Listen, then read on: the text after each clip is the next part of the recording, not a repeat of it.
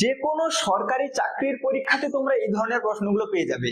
এই প্রশ্নগুলো আমরা কোথায় শিখছি? আমাদের নবোদয়ের প্রস্তুতিতে আমরা এই প্রশ্নগুলো শিখছি, তাই প্রত্যেকে খুব সুন্দর করে শিখে নাও।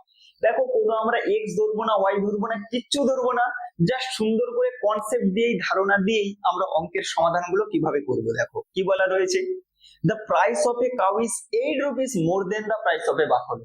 একটা মহিষের থেকে 8 টাকা বেশি। কার প্রাইস? কাউ, গরুর প্রাইস।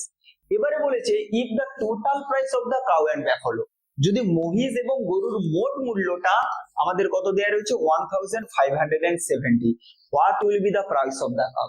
আচ্ছা, আমরা শুধুই ভাবো কার মূল্য বেশি, না প্রশ্নে বলেছে গরুর মূল্য বেশি, তাহলে গরুর মূল্য বেশি মানে মহিষের মূল্যটা কম হবে। এবারে দেখো আমাদেরকে প্রশ্নে কি কি দেয়া রয়েছে।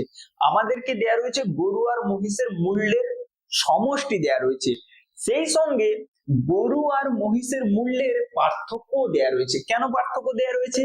এই যে কথাটা বলা রয়েছে, একটি গরুর মূল্য একটি মহিষের মূল্য অপেক্ষা 8 টাকা বেশি।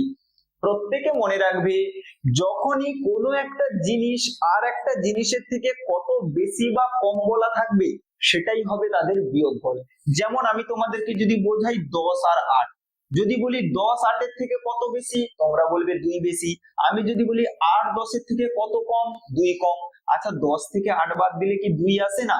তাহলে একটি সংখ্যা অন্যটার থেকে যত কম বা বেশি বলবে, সেটাই হবে তাদের বিয়োগফল। তাহলে এখানে একই রকম, গরুর মূল্য মহিষের মূল্যের থেকে 8 টাকা বেশি কথাটার অর্থ কি?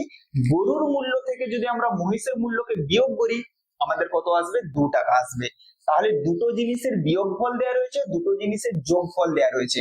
আমাদের কি বের করতে বলেছে? গরুর মূল্য বড়টা বের করতে বলেছে। মনে রাখবে, যে কোনো দুটো জিনিসের যোগফল আর বিয়োগফল জানা থাকলে বড়টা বের করতে হলে কি করতে হয়? যোগফল এবং বিয়োগফলকে যোগ করে 2 দিয়ে ভাগ করতে হয়। তাহলে এটা যোগ করলে কত আসবে? 1578, তাকে আমরা 2 দিয়ে ভাগ দেব। তাহলে কত আসবে?